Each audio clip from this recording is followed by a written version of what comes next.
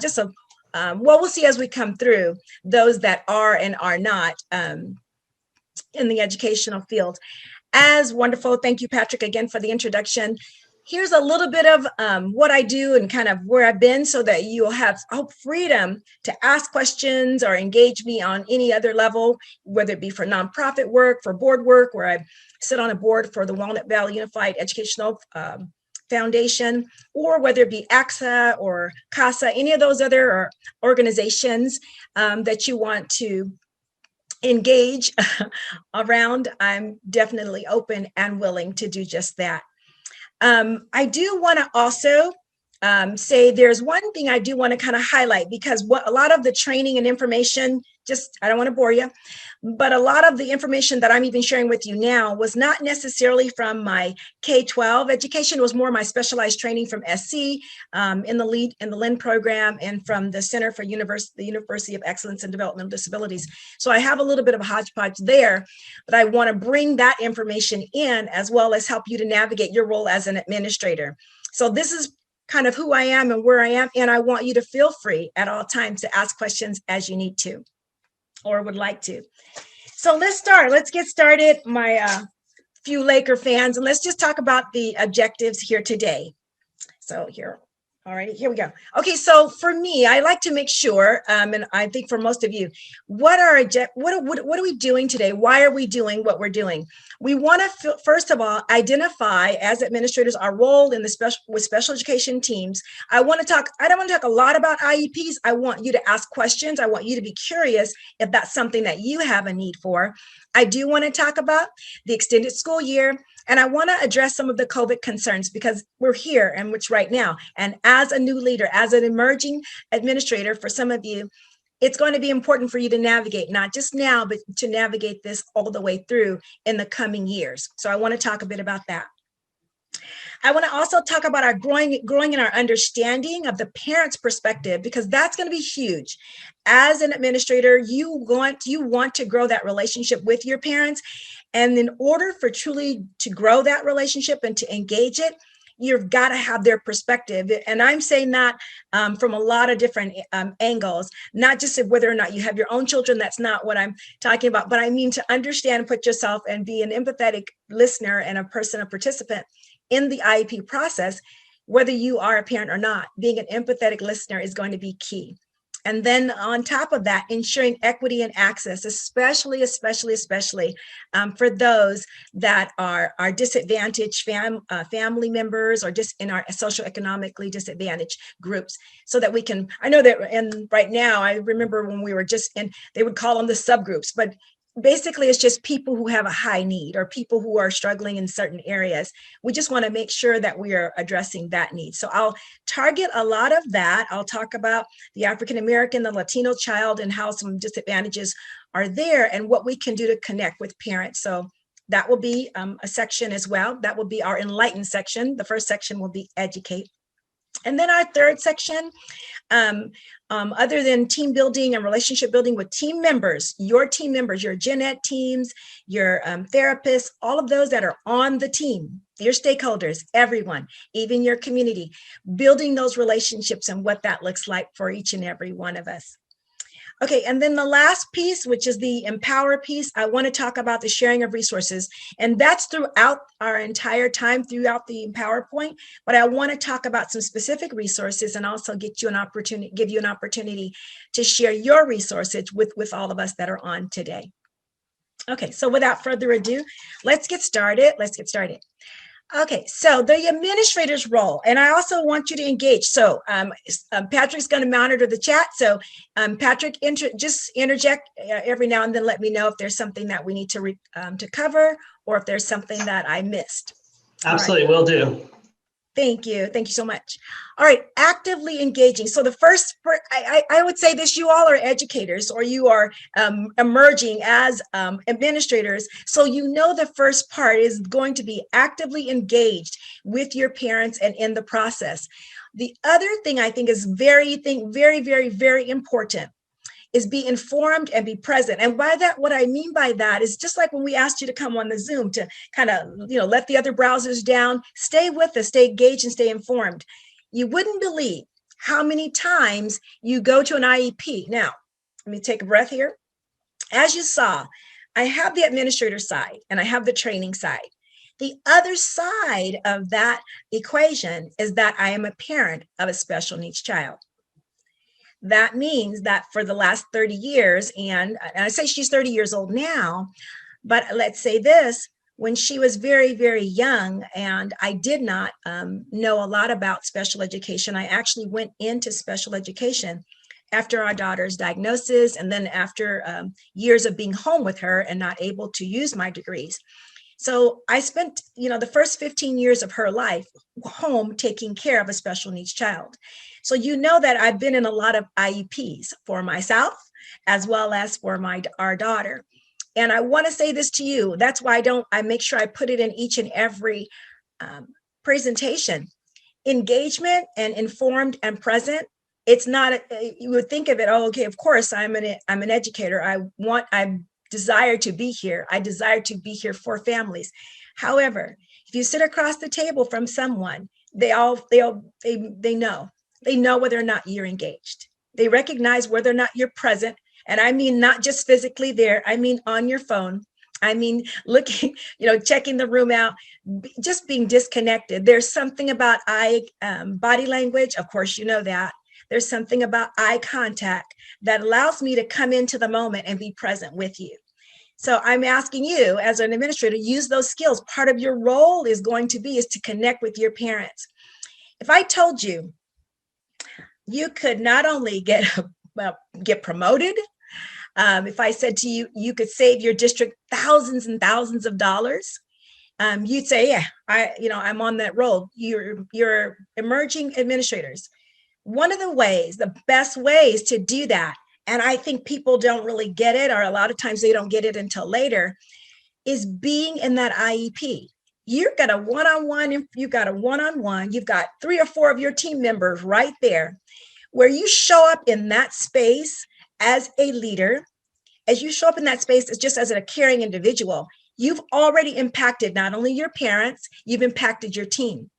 So if you want to save some money, one, be present, be engaged. Then the other thing, as far as promotion and what have you, and I'm just saying this because I know is the heart of a mother and as an educator, when you're there, you're going to be that type of person when your team comes, when the meeting is over, when they're watching you and they're listening to you in your engagement, you're going to build trust with them. You're going to build, because they're going to say, oh, it's just not just coming in. She's not just coming in to sign and leave.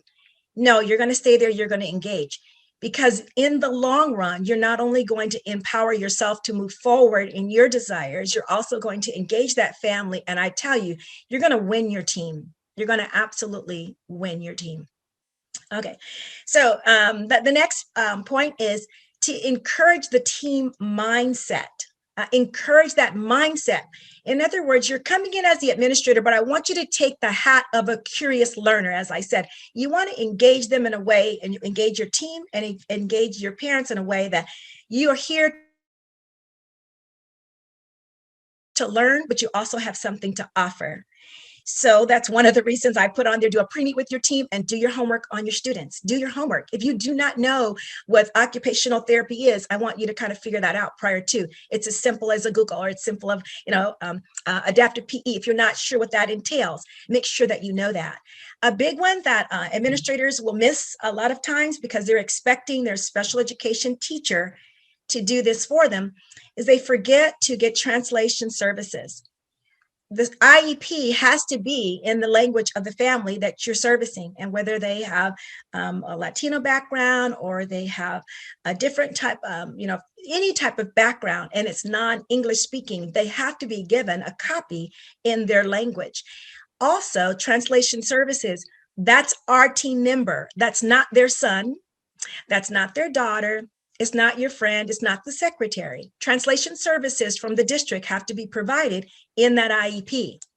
You want to exclude any way, shape, or form for this IEP to go to fair hearing. And one of the ways you do that is you make sure that your credentialed team members are there.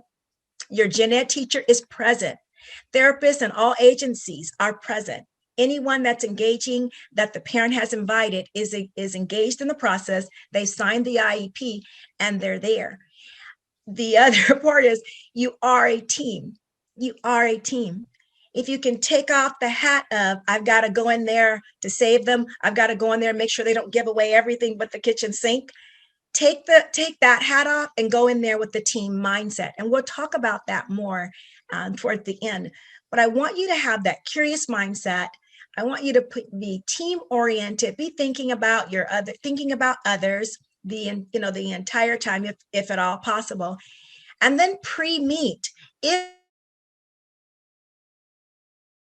possible, if you have what we call in special education, we would call it a high profile case. That's what we called it, a high profile case, or something where we've known that there's been issues prior where someone didn't do their homework, or students not meeting any goals and there have been no goals rewritten. Anything that you know that you can be on the front side of, I'm telling you, and I'm asking you, and I'm encouraging you, I'm educating you, do a little bit of homework. Most of you have the data system available to you to go in and look at where the student has been prior to coming to your school or prior to your classroom. You have information, you have the IEP usually available to you. If not, you have the one sheet that gives you a little bit of background on their disability. So do your homework prior to the meeting. And if at all possible, pre-meet with your team to talk about the red flags, talk about the things that may come up that you need to be prepared for. The other thing I would say about that is just to not be thinking about, I've got to have all the answers. It's okay not to have them, but don't be misinformed, or if at all possible, be informed so that you can have an educated answer. Also, I call it educated guess, a hypothesis as to what might happen in going forward for this student. The last one of this bullet point, and I will take a breath for questions or what have you, is model training and inclusion. Model it. So if you are currently in the classroom, and again, I saw that some of you were either administrators are rising, or you're still in the classroom and you're going through your credentialing process, or you just have the desire and may not have your administrator's credential 1 or 2. Be a model for it while you're on this side. And I mean that because they always say, once you go to the other side, and I'm not going to call it the dark side. I know they say that about administrators, but I'm not calling it that. I'm saying to you, model inclusion on this side. And I'll talk a little bit more about that. Model it. Make sure that in your classroom, kids are included. They used to call it mainstreaming. Now we're calling it inclusion. Make sure kids are included and they're getting what they need and they have the resources available to them. Okay, let's talk a little bit. Let's check the chat if there are any questions. Or this is very good for you then, I think, for all of us, especially as administrators, because you do have to be fully aware. You've got to be aware of the constraints and the numbers and what's feasible. So think about it in the sense that most of the time it is a negotiated item. I'll be honest with you, it's a negotiated item. But think about it in the quality of life. Also, think about I'll say it towards the end, the number and the percentage of your budget that goes towards making sure for special education. If you look at that budget, then you know how many special education teachers that you can bring on. So of course, when you look at the CARES Act and look how much money brought into our system, each LEA has a designated amount of money towards staff, towards resources. I think I say that, in our last slide, but that determines when you're looking at your budget, when you go to the May revise, you're going all those things, we're looking at those things. Remember those things. And you as an administrator, you can, as a person now that's getting informed, you can be on the front side of that. So 28, 29, 30, and I'll say this, it also depends on the number of sections that they're teaching. If they've got a resource period, a collaboration period, and they're teaching 2 sections, perhaps their caseload can, I want you to think like an administrator, because you have to manage all of your resources, and people are a resource, and they're all people, So if you've given them a collaboration, you've given them a resource period, and they're teaching 2 sections, and they still have another, conference time, and then let's say another free period. that's a lot of time, right? And so their caseload may be at 30. Someone who's teaching 5 sections, I'm sorry, no, nobody teaches 5. Well, teaching 4 and has at least one resource or a collaboration, and then their prep, that person may need only 24. So you want to make sure as an administrator, you're managing your entire budget, you're managing your people, and being conscientious of that each year as you build your master schedule. What are you looking at? How many? The other thing is most administrators or most special education teachers, they keep their caseload. So in middle school, our students just rolled with the next, they stayed with their teacher for the entire time for continuity and for help. If I had 5 sections last year and I was teaching science, right? Because it's more engaging, right? It's a lot going on here. So I'm teaching science and I've got 4 sections and I've got a 30-person caseload. I want you to at least keep that in mind. So as you roll through your master schedule, I don't want to get too far off, but I love that question because you've got to be thinking, come on, administrator, you got to be thinking bigger than just the kids that are right there before you, or I should say the IEP. Okay. Thank you. Excellent question. Get me going. I love K. Well, I say TK through 22. I love it. So let's talk about FAPE. And most of you already know that, a free and appropriate education. But I want to just give you a little bit of, I want to have a little dialogue about during COVID, because I want to have that conversation with you because it's been a lot of the parents that are reaching out to me and some of the consulting I'm doing. There's a lot to kind of digest right now. So I want you to kind of like take a step back and say, okay, COVID, IDEA is not designed for a pandemic. And that's one of my points. It was never designed for that. So you can't expect your teams and you can't expect yourself to be FAPE and COVID. You're thinking, okay, what happened here? We still want to deliver a safe, and we want to continue to think about the welfare of all of our stakeholders and students. So we're not going to do things that, I'll say it this way. IDEA is not designed for a pandemic. So there has to be some kind of adjustment, or I'll say, or targeted shifts so that we can make, or accommodations that we can make during this time. But we still want to deliver the very best educational experience that a student can get with regards to FAPE. Everything that you know how to do, you should be doing it. If you don't know, that's one thing. But make sure the things that you do know to get a student who is definitely struggling, let's say a student's high on the autistic spectrum, I should say lower, not high in the sense that they're lower functioning, they may not engage on a laptop. There may be some learning that they may need to do in a different setting or other resources that we can help them during this time.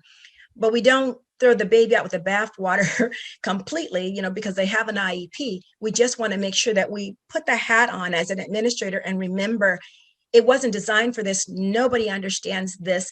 You've given yourself grace, give your team grace, and deliver the best that you can with regards to what you have access to, and being sensitive to your parents and their needs. With that in mind, administrators, I'm going to tell you, document and record your good faith effort, because that's what you're going to be questioned on. Good faith effort. Your effort has to be in good faith. If your teams, if your students needed laptops, did you get them to them? If they needed resources, if they needed tools, what did you do to make every effort to get those students what they needed? Every good faith effort has to be made, not only for the IEP, but also for you as an administrator for your site. And just keep yourself a little note that what things that you've done for your special needs population and for your gen ed teachers, because there's a shift here. There has to be something that I'll say something has to change because something major has changed. Okay, so in that thought, remember this when you're looking at the IEPs or what have you. We're not, and I don't want to be on either side of this, and I'll say this, union wise. When they're talking about waivers, we don't want to do waivers. What we want to do is and this is me talking, so this is my own opinion. We want to do temporary targeted timelines. We want to do temporary learning plans. So something rather than, okay, we don't want to do the IEP, but can we do something else? And you'll see that also that in special education, as they're lobbying and as they're the legislators are going back and forth, they're trying to get to a place where they can say, we're not going to throw IDEA out. No, no, no. But we want to put some temporary learning plans in place so that we can continue servicing these families the best way we can, given the idea that the pandemic is here. Okay. And then current curriculum and assessing the impact. Remember this, when you are now coming in, so most of us had, or a lot of our teams have had over the summer, some quick and also some engaging trainings and what have you. You've had those and it's been, kind of fast or what have you. Given your teams time and giving your gen ed teachers, truly giving them time and space to assimilate what they've learned and to understand, if you have it available in your budget to allow for time and to allow for additional training, I say do it. You're on this side of it. And if you're on this side where you can, I'd spend the time now giving them time to adjust, as well as to build their tool tests, because they're we all are in a place where we never thought that we would be. Last thing, but prior to thinking about going into the next slide, comparing your data from the time your school closed. So keeping that in mind as you look at what FAPE should look like, and have we done what we should have done?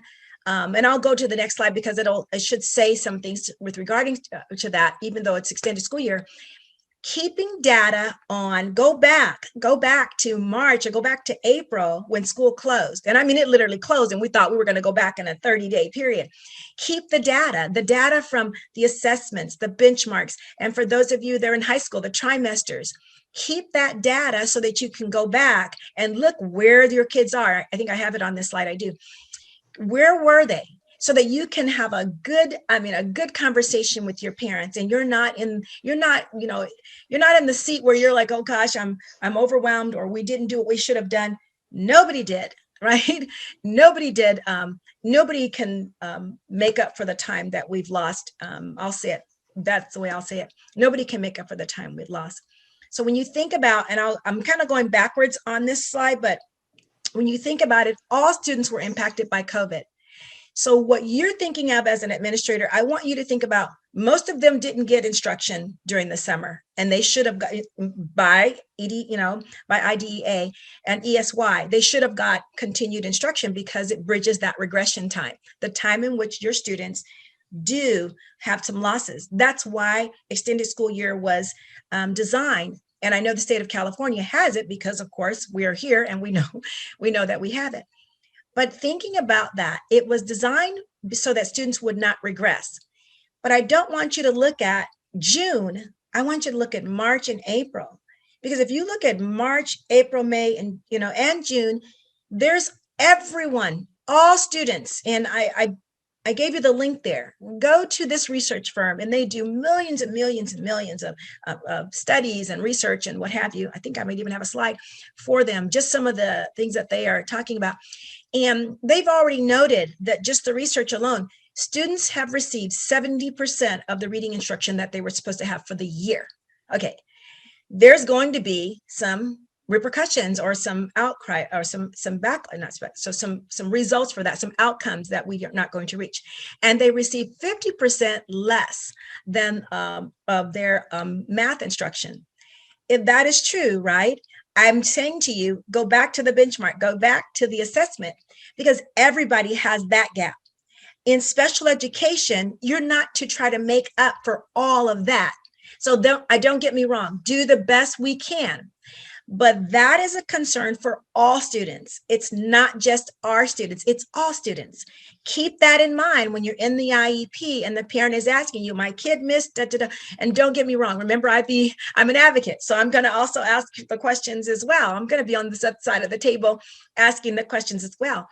But I am going to ask you also, what are you planning and what are you doing? So we know that we've had a big season where there hasn't been, we've had some losses for everyone, but what are you going to do so that these kids who are missing, who are already were going to regress, they have regressed even further? How are you going to address that in the future? And having an answer for them with regards to that. How will you build with your team, putting together a plan, as I said back on our last slide, I'll see if we can go back, a temporary learning plan so that we can not only meet some targets right now with some timelines, but also move forward into the next season, because we're going to be in 2021 soon. And we're going to have those conversations about extended school year come February, or not later than March. You're going to start having those conversations, and they can't. I'm encouraging you not to base them on COVID, because everybody had the losses during COVID. So last but not least, on this slide, students are not equally impacted. So although I gave you this data, this is for the average student.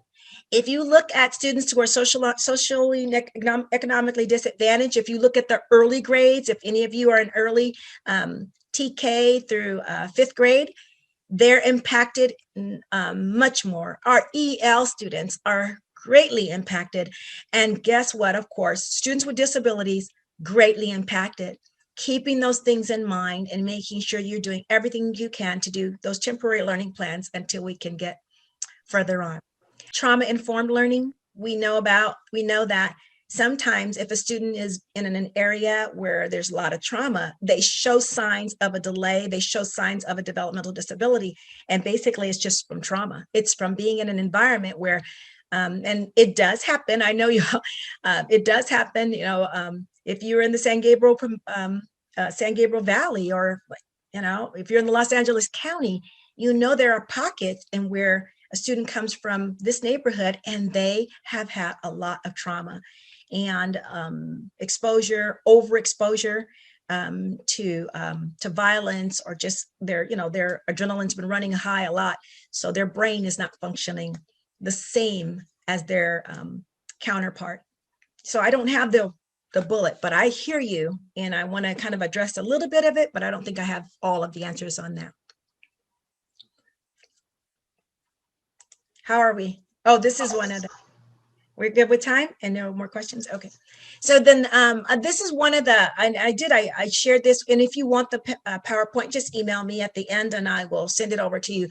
But I wanted to also tell you as an administrator, and a lot of times we talk about, schools, traditional public schools, and, having a response to what's going on. This research site really has a lot of information, so that when your parents are asking about all of the different options, you can say to them the responses that we've had in the public education realm. And for those of you that are charter, this is not a dig on charter. I'm just saying public education schools have a lot of resources, and you'll hear me say that later. If you ask me, and I say this from a parent perspective, and I say this as an educator, as a formalized educator, that public schools and charter schools have, they have a very good response. They've been very responsive. So with that one, I want to go to a quick breakout, and I want you to just talk about, and I think we may only have 1 or 2 breakout sessions. I want you to talk about what you understand as your role and what questions you have. I want you to have that conversation. FAPE during COVID, do a share out. What are you doing? How is it working? What do you need to do differently? Do it as a thinking or planning. And then responding and preparing for ESY. You can't, you got to respond to what's in the past. That's 2020. But you have 3 or 4 months before you're going to have the conversation about ESY for next year. Administrator, put your hat on and start thinking about how would you respond if you're already in that role, or what would you be doing? Because that critical skill for you may lend for you, I'll say, some very good outcomes later on, because right now you may not have that. And document what you do for your parents. Do something for them so that they feel that you're doing something, so that this doesn't come back later. No, thank you. And thank you all for sharing out. Thank you. Thank you, Tyler. And thank you, Grant. Well, I want to switch gears. If you guys are okay, we'll want to keep rolling here. I want to talk a little bit more about the parent perspective. That was an excellent segue into this segment. And I'm going to share with you all I told you this is educate, enlighten, and empower. So this is the enlighten period.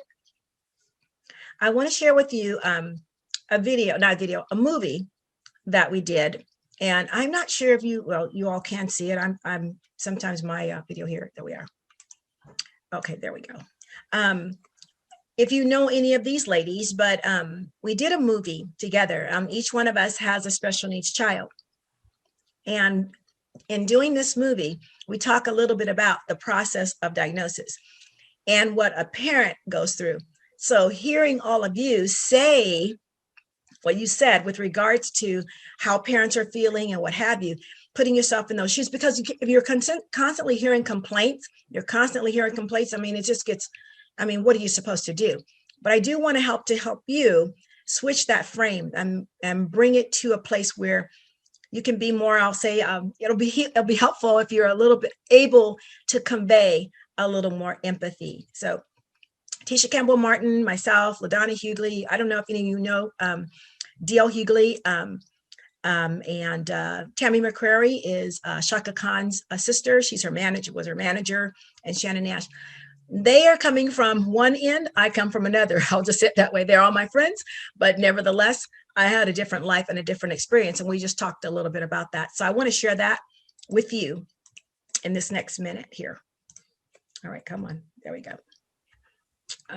Here we are, and why it's important. So in this quick segment, I want to talk to you about what it looks like for equity, access, and inclusion.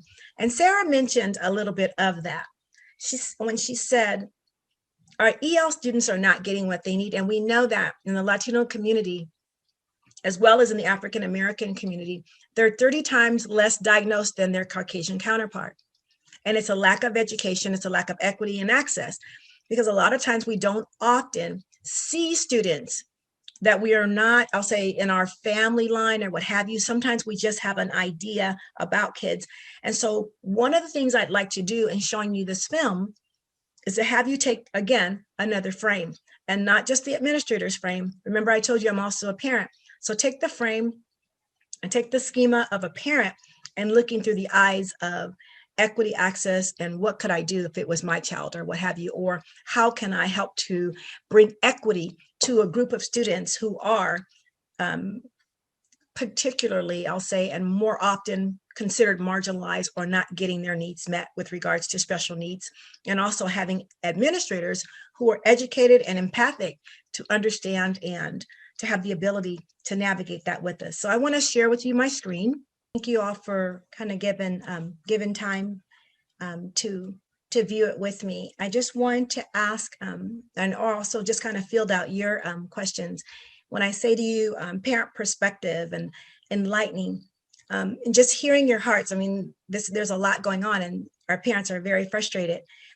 Do you maybe you can kind of see where I'm coming from when I say we still have to put on that empathetic ear and that heart, because literally our parents, they're feeling like they're losing. They're feeling like they're losing. And there is a time frame for which they can actively engage a child. You all know that, because that zero, they say 0 to third grade or 0 to 8, that's a critical time. And then you have other students, because of their delay, they even have a more of a role to hold. And when parents are feeling that, that's why you all are getting the calls. That's why you're getting the calls. And you're getting the calls because of parents like me who cried my way through those IEPs for 20 years, trying to figure out this and navigate this role.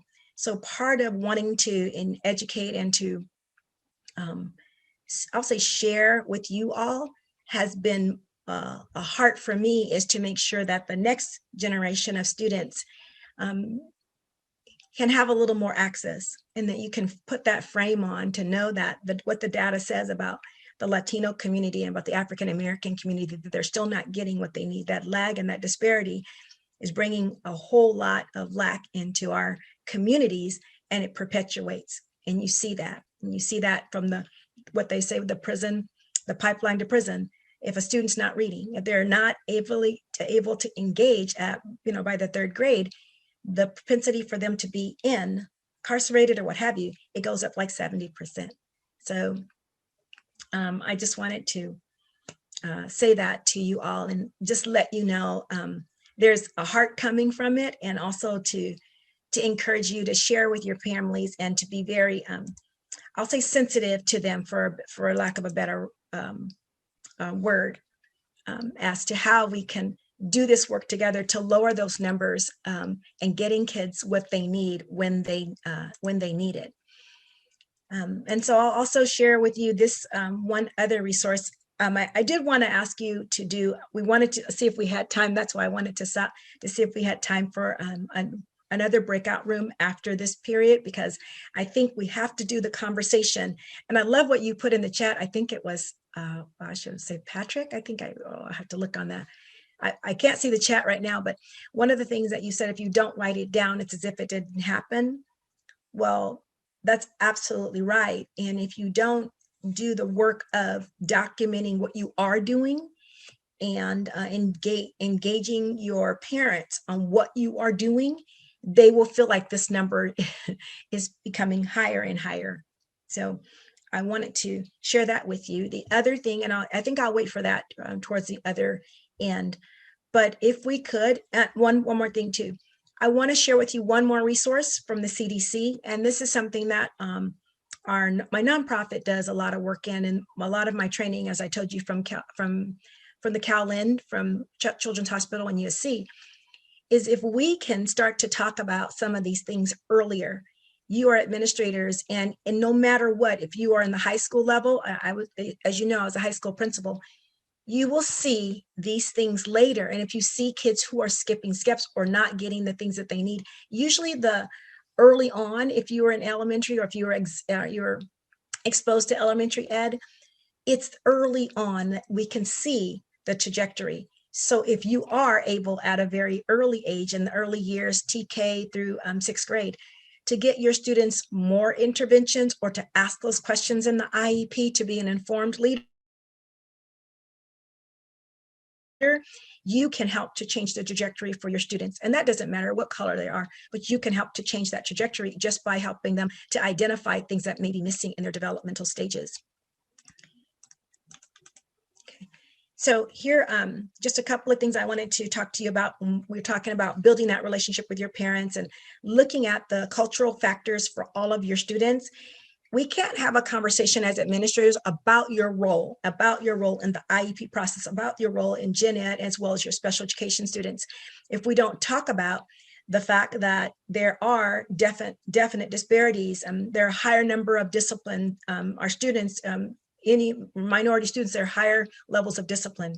The suspension rate is higher, and you've got the lower, sometimes I'll say reading levels that we're not looking at. And the data shows that also, that the timely diagnosis, or even in one of the parents in the movie, she said her child was not even ever termed autistic. And that's exactly what his diagnosis was, but he was never termed. And this movie is not that old. So in this day and time, for an African-American boy who is lacking in language or he's flailing and his hands are, for someone not to see that. I just had another student, just literally age 8, not 8, she was 18 months and she's on her tippy toes. She's not crawling. Those are signs of a developmental delay. But if sometimes if it's an African-American or Latino student, they don't often see it. So you have to be able to advocate for them. And hopefully as an administrator, do the work and do some homework on your own to kind of see what the developmental process looks like. I'm not asking you to become an expert. And also, we all know there's only usually one class that you take in your master's level work with developmental disabilities. So it's not like you're going to be an expert, but there are a few things that you can have in your toolbox as you move forward, and also to engage yourself as an advocate. We talked about earlier with Sarah, trauma-informed and environmental factors that impact a student's ability to learn that may not necessarily be a learning disability, or it could be. And why are we waiting so long? And is it a language? Being an advocate, or I'll say, making sure that you're having those conversations with your team. Having the conversation with your team is going to be crucial. I really believe it'll be crucial in allowing them to make good decisions for their students. And then the team factor. This is the one piece I wanted to keep encouraging you, because I feel that part of that heart of in this COVID environment, building a relationship with your families. So making sure return their calls, return the calls. If you need to send an email with what you are absolutely prepared to do with their student, for their student. And then some type of way, if you have the ability to, and you are in a position where you have a budget, you don't have the budget constraints, or you have a budget, you're able to offer your families parent ed, and just giving them the information so they can, and then connecting them with supports and resources outside of the public education form. It's a team effort. It's a team effort. The team factor comes into play, not just when we're in that IEP, not just when we're talking, but it's a team effort. So the parents are on board, outside resources are on board to make sure that we get the students what they have need of. And then you, again, as an administrator, providing a safe and trusted space for that parent. If you want to avoid fair hearing, you want to avoid some of it, give that parent, not only give the student what they have need of, but give the parent space and be a trusted space where they can share their thoughts and share their heart with you if they seem to need it, if they have that need from you. I'm not asking you to be their counselor, but I'm saying to you as an administrator, if you're not a good listener and you're not curious, rethink